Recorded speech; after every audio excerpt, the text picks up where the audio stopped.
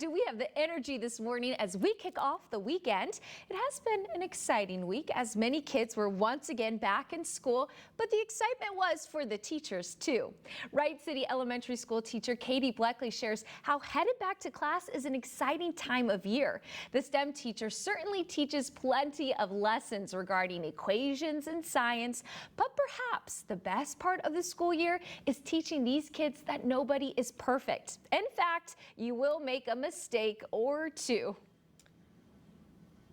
I'm a perfectionist at heart, but learning that making mistakes is okay, and that's how you learn. I teach them, I would say, but really what I'm teaching is those that critical thinking, how to problem solve. What about That's that? amazing, It Mary. is. Is there anything from your teachers that maybe it wasn't the math equations that you remember, but it was something like that, a life lesson? Absolutely. I definitely do not remember the math equations.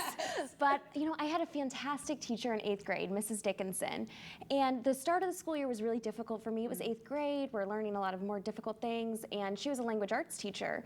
And she had us all memorize a poem, Desiderata.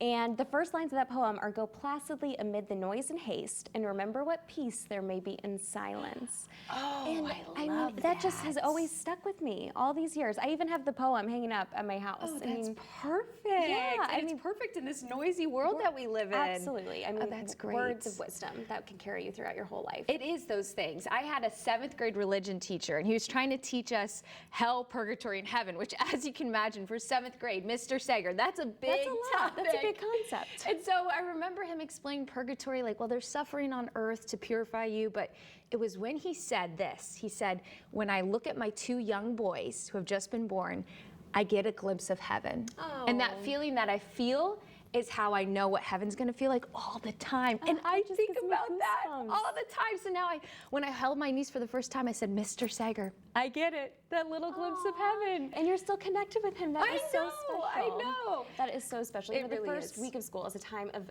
possibilities. It sure is. And I decided